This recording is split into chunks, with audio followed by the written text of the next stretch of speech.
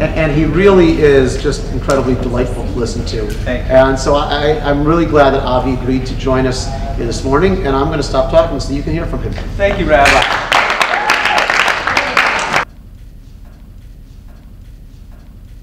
So first, what I'm going to do is answer the questions that I had, and you can learn from me, because this really did take 15 or 20 years. First of all, I thought, why do I have to follow all these laws? Why can't I just be a cow? Better that I be a cow or a horse. Just sit around, graze. I don't have to deal with in-laws. I don't have to deal with tuition. I don't have to deal with my parents. I don't have to deal with anything. And if I need a bathroom, no problem, dude. That's not a problem. Oh, and I like that lady cow. This is going to work well for me because I'm not doing anything for the next 40 years.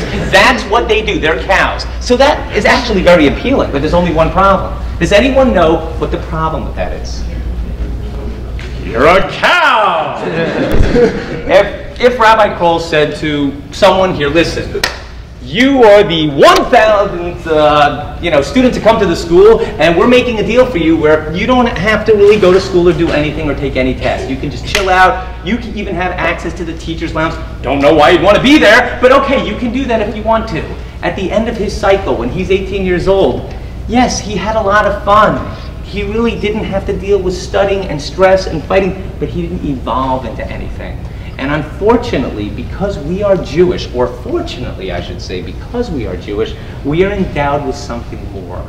And that's why you will see in the world so many Nobel Peace Prizes, so many successful people, so many highly elevated academic people, financial, they're always Jewish because they want more. They're not satisfied being a cow.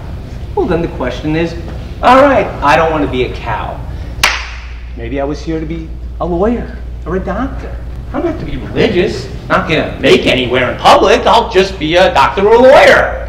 Problem with that is, think about it. Let's take anything in the world that you think you might be here to do. Let's say you were here to be an athlete, let's say.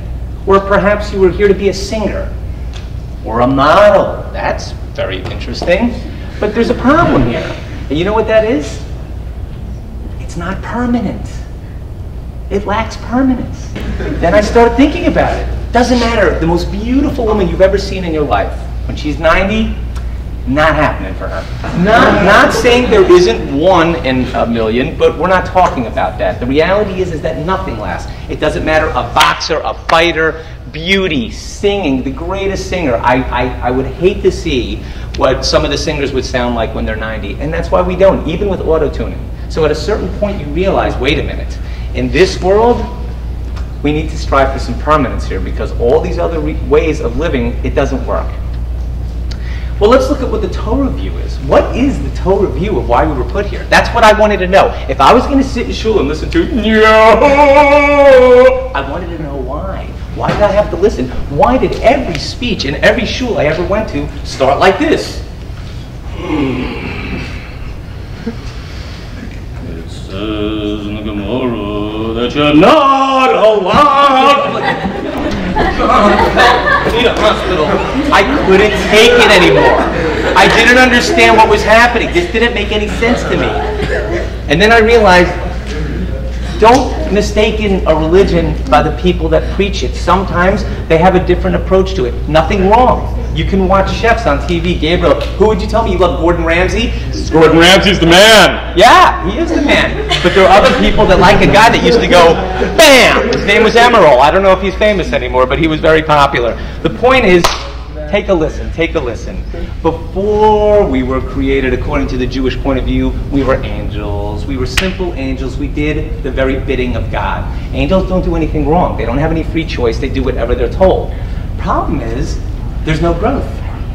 If every time I tell you to do something and you do it like a robot, that doesn't make sense. At a certain point, if you choose to do it, imagine every day if you went over to your parents and you said, here's $100, can you buy me a birthday present? Okay, thank you, okay. And every day you did that. It's nice that they buy you a present, but I think the idea would be for you to just be hanging out and be like, hey, oh, you remember, oh, thank you. Because you want to be appreciated. You want it to come to you through choice. You don't want it to be forced. If you found out the whole time that half the things that your parent, they didn't really like you, they were just pretending, it was a script, they had to do it, they were under contract, your whole lives would work. Free choice is what frees man. It allows him to grow exponentially. So, What does he want? The Ramchal, Moshe Chaim Luzzatto says the following. He says that what is the purpose of our lives? But for man to reach the highest level of closeness with God, and in doing that, he will achieve happiness. Okay, so I guess that means that when you follow the observance and you choose correctly, you become one step closer to God. Well, the Vilna Gaon said something completely amazing. He said, it's true, the physical world is limited, but if you look at the physical world as a series of zeros, if you take all the zeros in the world and you add them up, what's the sum total of them? Not a trick question. Zero. That's right. That's how that is a mathematical concept that's fantastic to grasp. 0, 0, 0, 0, 0, 0. But if you take Hashem, which is one, Shema Yisrael, Hashem Elokeinu, Hashem Echad, one, and you place it before the zeros, what happens? Suddenly all those meaningless, numberless numbers become worth something very valuable. How? Why? Because at that moment, you placed God before it. Avi, that's a nice story that you posited that we were put here to choose. Says who? Well, let's think about it for a minute. God creates Adam and Eve. Not Adam and Steve, Adam and Eve. And what happens at that moment? What happens? They have the right to do whatever they want. What do? They choose poorly. Why does God say to them, of all the trees you can eat but this one? That doesn't make any sense. Imagine that I just created all of you. Ready? Dum, dum, da-dum, dum, da-dum, da-dum, da-dum. Don't eat from that tree over there, all right? Good luck. Remember, there was nothing else. God didn't want anything from them. So why would he choose that? Let's go to the next question. What's the second thing that happens? After Cain kills his brother, right prior to that murder, what does God do? He goes over to Cain and he says to him, sin lies at your door. Don't do it. That's the second incident with Hashem talking. Do you understand what's happening here? God is telling you from the very get-go, it doesn't matter if it's a tree, it doesn't matter if it's a bracha to make on something, it doesn't matter if you're going to daven or not, put on tefillin. The bottom line is, you have a choice whether you want to do it or not.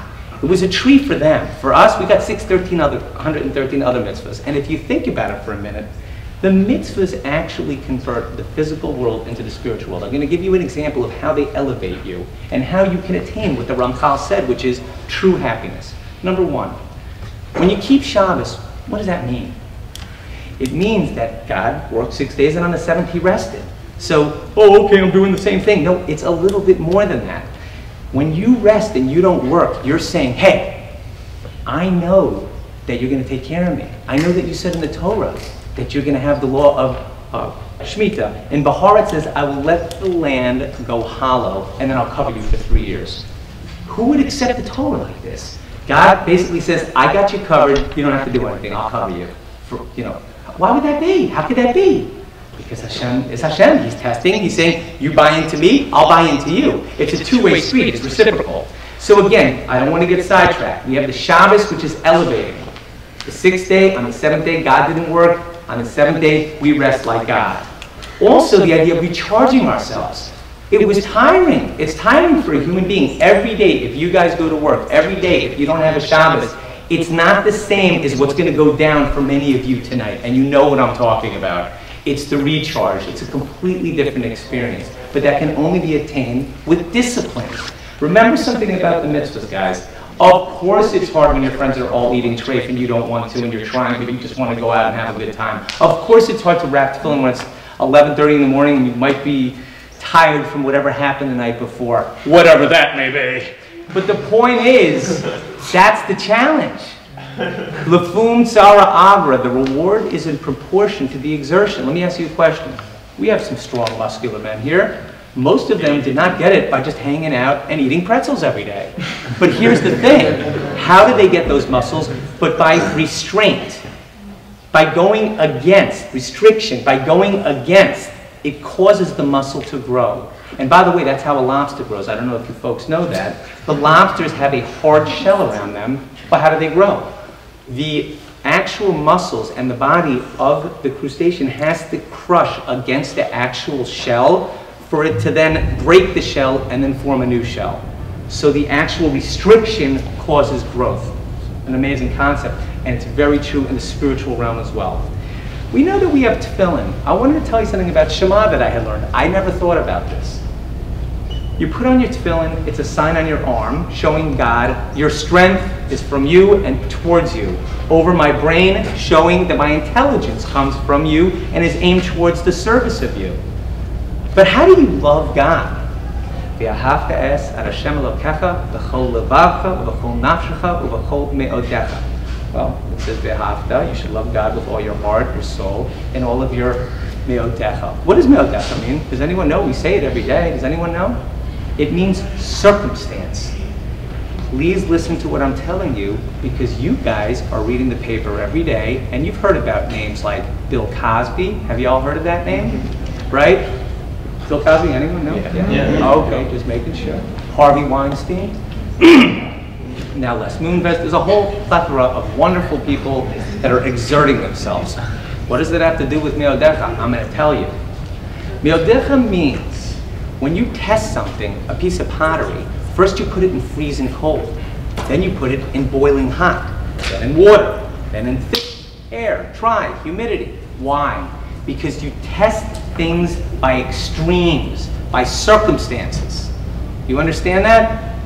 You test by extremes. And what God does with our souls before we come here to utilize our free choice is He says, look, I can make you a Nebi guy, you're going to have no one looking at you, but you'll get married and you're not going to have too many problems being a bad boy with the girls. But you, on the other hand, I want to give you a challenge. I want to see if you can really serve me with all your soul. And that means you're going to be challenged. I'm going to give you the good looks. I'm going to give you the great personality. I'm going to give your parents money so they can buy you a cool car so you can feel good about yourself. How are you going to act? You can be a jerk. You're going to think that you have everything coming your way. No problem. You want to become Harvey Weinstein?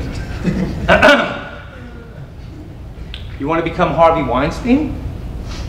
Look what happened to that guy. He exerted himself in the wrong way. He had the power to take a woman. Anyone here want to go into acting? Don't tell me. I wanted to be a singer, so I could tell you. When I was trying to get with an agency, I was desperate to do anything. I even thought of ways that I might meet them in a parking lot just so they would sign me anything. Now I have morals and scruples, and I have a job, and I have a family, and I have a life. But a lot of single women, they're desperate, and they'll do anything to get into the movies. He had the opportunity to bring them to the next level, to help them, to make their dreams come true. Or he could do the opposite, which is what he did. He could have taken all that money and bought beautiful yeshivas, given charity to poor people, helped anyone, but instead he chose another route. He ruined himself, and the same is true of Matt Lauer and all the other ones, in all your circumstances. And by the way, I will teach you something that I found out this very Yom Kippur. Isn't it interesting that Yom Kippur and Purim both have the same root letters, Pei Vav Resh? It seems to me that those two holidays have absolutely nothing to do with each other. A day where we fast, where we're confined, where we can't have any kind of, let's say, bodily fun, and yet we have Purim, which is the complete opposite. I think the answer is very simple. On Purim, Hashem is telling you, I want you to celebrate the body towards the service of God. Don't eat treif, have a party, get drunk, have a good time, dance. B'samech LaHashem. But on Yom Kippur, I want you to do the same thing, but I don't want you using your body. I want you to use your soul, and I'm going to bless the day. I want to tell you something about Yom Kippur that none of you realize, because it is a very difficult time for you when you're fasting, and if any of you drink coffee in the Starbucks, you're like, you just can't, like at 5 o'clock, your brain is like, my wife was like, are you going to kneel? She's like, I don't think I'm coming back to the religion anymore. And she was totally, it's hilarious to me. You got people doing all kinds of things to avoid these headaches. But the point is that is the way that one can serve Hashem, through the body and through the soul. It is our choice.